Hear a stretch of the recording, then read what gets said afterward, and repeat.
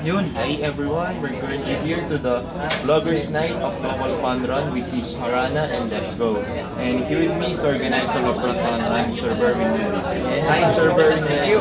Thank you. Good. So right now, para sa ni Berwin na, we're both inclined to running. So Sir Berwin, di ba nag-start ka from celebrity actor? Ano yung nag-trigger sa'yo para mag-ano ka dito, mag-incline ka sa running? Well, number one, change of lifestyle siyempre. Yung habit ko ng pagtulog, yung puyat before, tinanggal ko yun. So, iniwasan ko, mas gusto ko ng mas magandang katawan, hindi lang pumayat. Hindi yung pagpapayat, hindi ako nagpapayat eh. It's the running, it's a reward na lang ng running, kaya ako lumiit. Gusto ko lang maging healthy. Anong naging benefits sa inyo ng running? Yung nagdaran kayo, anong nabago sa inyo? Yung bang, ano na ba, nababawasan ba kayo magkasakit? Aside yung kahit ano po naging magandang effect ng running para sa inyo? Well, ang running kasi bukod dun sa katawan mo. Kaya sinasabi ko, ang running is mind, body, and spirit yan.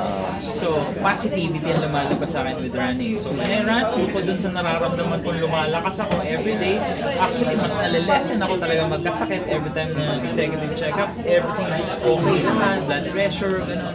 So, yan ang the best with running. And it's proven. It's the best cardiovascular activity. Kahit sa swimming, kahit si Manny Pacquiao, tumatakbo yan. MMA fighters, tennis player, nagja-jog yan. Even basketball players, they run. Soccer players. Kailan po kayo nag-start mag-run? Anong year kayo nag-start? 2008, 2007. Hanggang tapos tuloy-tuloy Tuloy-tuloy yan, yan. 3K, 5K, 10, tapos hindi na mabilang na 21, tapos 7 na 42 na ako. Ano po yung pinaka-challenging run na nasalihan niyo? Ako, yung it's a trail run ng Merrell. That's first time ko mag-trail run ng 21K. Umuulan. So, syempre hindi ko pa expert yung trail running, tapos umuulan sa sobrang dulas lahat. Bangungot, baka hindi ko masubukan ulit. Masama loob niya. And aside from running po, ano pa yung ginagawa mo healthy lifestyle? Meron ka bang nag-go ka ba sa gym? May mga diet ka ba? Wala eh. Yan ang the best with running. Make it a point na kahit wala akong diet, I eat whatever I want to eat.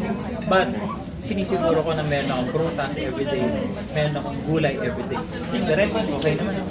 Yan. So pa, Sir Berwin, invite natin sila sa upcoming run. Yes guys, Harana. Sa Feb 15 na po yan, Blue Bay Walk. Please check out facebook.com Rantarantantan. Madali lang tandaan. Ano nga yan? Run, tarantantan. Yan, sabay tayo. 1, 2, 3. Run, tarantantan. Thank you guys. Okay. And syempre, let's go run March 15. Yes. Thank you, Sir Berwin. And good luck sa mga run.